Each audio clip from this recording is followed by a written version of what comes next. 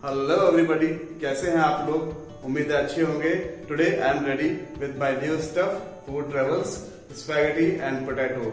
आज हम यहाँ पर खाने के बारे में पढ़ेंगे, कैसे burger, pizza, pasta, macaroni, chowmein, noodles ये सब आपके पास आए। दैट मीन्स इटालियन और चाइनीज दोनों डिशेस जो आपको बहुत ज्यादा अच्छी लगती हैं, बहुत ज्यादा आपकी फेवरेट हैं, वो कैसे आप तक आई। जाहिर सी बात है, खुद तो चल के नहीं आई होगी, कोई ना कोई ये आपके पास लेके आया होगा।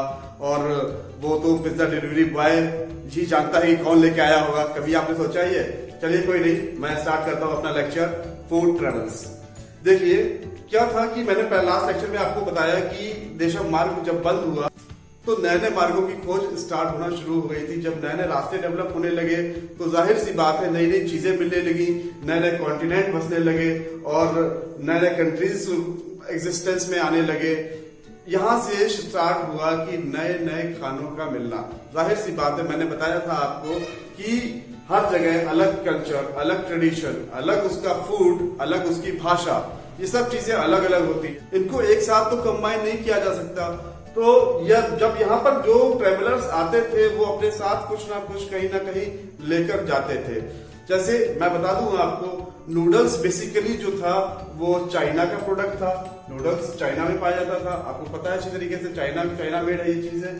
तो ये जब यूरोपियन कंट्रीज में पहुंची तो वहां पे ये स्पैगेटी के नाम से जाने लगी। नूडल्स एक्चुअली थोड़ा पतला होता है, spaghetti is little bit thicker, मतलब थोड़ा सा मोटा होता है। वो होता बिल्कुल नूडल्स की तरह ही सेम है एकदम, उसमें कोई ज्यादा फर्क नहीं होता, वैसे ही बनाया जाता है। और जब वहां पहुंचा तो उसका नाम चेंज हो गया। वैसे ही मैं बता दूं आपको, pasta is basically the product of Arab. आखिरी पास्ता तो अरब प्रोडक्ट था वो। लेकिन वो जो है ट्रेवल करके, वहां से ट्रेवलर जब गए दूसरी जगह तो उन्होंने वहां से जाके एक मतलब पेनिनसुला था सिसिली नाम का, तो वहां पे जाके उन्होंने उसको इंट्रोड्यूस किया।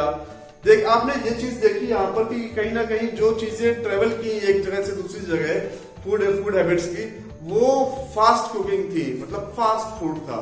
एक्चुअली क्या होता था, ट्रेवलर्स अपने साथ जब चलते थे तो वो कुछ ऐसी चीजें लेके चलते थे जो जल्दी से बन जाएं, क्योंकि उन्हें कहीं ना कहीं रुकना पड़ता था और जहां स्टे करना पड़ता था वहां वो अपनी डाइट को प्रॉपर करते थे।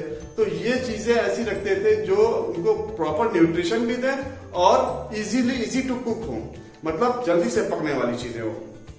और दूसरी चीज ये भी ध्यान रखते थे कि वो चीज लंबे ट्रेवल टाइम के दौरान वो चीज जल्दी खराब ना हो सके, क्योंकि अगर कोई लिक्विड चीज या कोई ऐसी चीज लेके चलेंगे जो खराब हो जाएगी तो वो तो उनके लिए waste of time, waste of product, मतलब वो उन्होंने इतनी मेहनत करी वहां से लाने में और वो खराब हो गई तो बेकार हो जाती है। तो यहाँ पर ये सब चीजों का ध्यान में रखते हुए ये अपने हर कंट्रीज अपना कुछ ना कुछ नया लेके चलता था अपने साथ में। आपको भी शायद याद हो कि पुराने जमाने में हमारे कंट्री में लोग सत्तू लेके चलते थे और बालूशाही लेके चलते थे, क्योंकि वो ये एक ड्यूरेबल चीज होती थी, कहीं ना कहीं लंबे टाइम तक टिकने वाली होती थी। तो इसलिए काफी चीजें ऐसी इंट्रोड्यूस होने लगी जो फास्ट कुकिंग थी। अब यहाँ पर जहां पे ये ट्रेवलर्स जाते थे उनको भी देते थे। जाहिर सी बात है, जब हम बैठेंगे साथ में खाने के लिए, लीजिए आप भी खाइए, आपको पसंद आई तो आपने कहा कि ये कैसे बनाई। जब कैसे बनाई तो हमने उनको रेसिपी बताई कि ये भाई ऐसे बनाई, हमारे यहाँ तो ऐसे बनाई जाती है। उनको पसंद आई तो उन्होंने यूज करना स्टार्ट किया। ऐसे धीरे धीरे वो उनके भी ट्रेडिशन में शामिल हो गए, उनके भी कल्चर में वो चीज शामिल हो गई। Food is very important thing related to culture. Food से और लैंग्वेज से आपका कल्चर, आपका कैसे रहते हैं, आपका रहन सहन, ये सब चीजें अपने आप सामने वाले को क्लियर हो जाती हैं। इस समय आप बड़ा टीवी पे खिचपिच देख रहे होंगे कि चाइना में जो वुहान सिटी है वहां पर सब जो है वो ऐसे वैसे चीजें खाते हैं, बिल्कुल बेकार सी समुद्री कीड़े मकोड़े जिनको हम लोग देखना भी पसंद नहीं करते एक्चुअली, वो लोग खाते हैं, उनका वो वहां पर डाइट है। तो ये सब चीजें अलग अलग है, अलग अलग सिटीज, अलग अलग कल्चर्स, अलग अलग ट्रेडिशंस। और ये भी हो सकता है कि कहीं ना कहीं आपको कुछ चीजें वहां पे अच्छी लगे, उनको कुछ चीजें आपके पास अच्छी लगे। तो इस तरीके से कल्चर का एक दूसरे से इंटरचेंज, एक दूसरे से आदान प्रदान होना शुरू होता है। आधुनिक काल से पहले दूर देशों के बीच सांस्कृतिक लेन देन चल रहे थे, ये इस चीज का प्रूफ हो गया। बिकॉज जब संस्कृत, मैंने बोला अभी, फूड और लैंग्वेज, ये दोनों चीजें कहीं ना कहीं कल्चर से रिलेटेड होती है, संस्कृति से रिलेटेड होती हैं। तो जब फूड का एक्सचेंज हुआ तो कल्चर का एक्सचेंज हुआ। दैट मीन्स आधुनिक काल से पहले दो देशों के बीच सांस्कृतिक लेन देन चल रहे थे, दैट इज प्रूव्ड। अब यहाँ पर क्या हुआ था, मैंने पहले बताया आपको, रेशम मार्ग बंद होने के बाद नए मार्गों की खोज आरंभ हो गई थी। यहाँ पे आ गए थे Christopher Columbus, the great Christopher Columbus, जिन्होंने अमेरिकाज की खोज की थी। Americas because America is group of peninsulas, कई सारे द्वीपों का ग्रुप था, इसलिए हम उसको अमेरिकाज बोलते हैं। अब कोलंबस ने अमेरिका की खोज की थी। अब क्या हुआ, देखिए एक बड़ी मेन चीज सबको यहाँ पर जाहिर सी बात है कहीं ना कहीं पसंद होगा, आलू पोटैटो। मैंने बोला था स्पैगेटी और आलू, स्पैगेटी आ गई चाइना, आलू आ गया इंडिया, ठीक। तो बेसिकली आप लोग तो ये जानते होंगे कि ये आलू तो यहाँ की पैदाइश है, बट मैं आपको कुछ नया बताने जा रहा हूँ। ये वीडियो एंड तक देखिएगा, कुछ नया आज आपको पता चलने वाला है। यहाँ पर आलू जो थी वो पैदाइश वास्तव में कभी इंडिया की थी ही नहीं। मैं बता दूंगा आपको, आलू, टमाटर, सोयाबीन, मूंगफली, टमाटर, ये सब चीजें जो थी ये कभी इंडिया की थी ही नहीं। ये इंडिया में मिर्च, ये इंडिया में जो थी ये कुछ 500 साल पहले एग्जिस्ट ही नहीं करती थी। मतलब 500,000 साल पहले आपको पता ही नहीं था कि यहाँ पर आलू क्या चीज है, मिर्च क्या चीज है क्या नहीं। तो ये सब चीजें कहीं ना कहीं बाहर कंट्री से आई थी और ये बेसिकली ओरिजिनेट करती हैं। बेसिकली ये रहने वाली जो हैं वो अमेरिका की ही हैं। मैं बता दूं आपको कि अमेरिका की खोज जब कोलंबस ने की तो वो गलती से उन द्वीपों पर भी पहुंचा जो अमेरिका के आसपास थे। अमेरिका के आसपास कई सारे द्वीप थे जिनको हम दक्षिणी अमेरिका, उत्तरी अमेरिका और कैरेबियन द्वीप समूह के नाम से जानते हैं। तो ये सब द्वीप समूह पर वो गया धीरे धीरे करके, वहां पर उसने वो चीजें उगाने के बाद उसको पता चला कि हाँ ये चीज यहाँ पर भी निकल रही है, ये हमको रिजल्ट यहाँ पर भी अच्छा दे रही है, तो क्यों ना हम इसको यूज करें। इस तरीके से लोगों में वो चीज फैलना शुरू हुई। और बेसिकली उस टाइम पर क्या था कि कुछ चीजें जो थी वो महंगी हो रही थी, बिकॉज जो नेशंस थे वो कहीं ना कहीं वॉर में, लड़ाई झगड़े में लगे हुए थे, कहीं इतना ज्यादा डेवलपमेंट नहीं था, लूट खसूट बहुत ज्यादा थी। तो लोग जो गरीब थे वो बहुत ही ज्यादा गरीब थे, एक्चुअली उनके पास खाने तक वो चीजें नहीं थी पर्याप्त।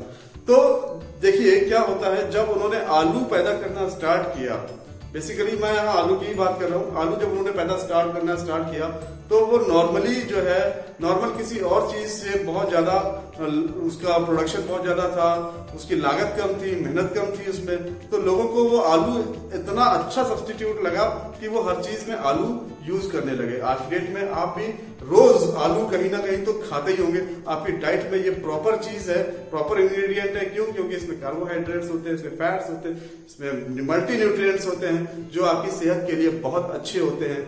तो यहाँ से क्या हुआ, यहाँ से एक आलू का चलन स्टार्ट हुआ। अमेरिका से आलू विश्व में चलना स्टार्ट हो गया है। अब देखिए अब आलू कैसे चलता है। आलू नहीं चलता, यहाँ पे ट्रैवलर आलू को लेके जाता है।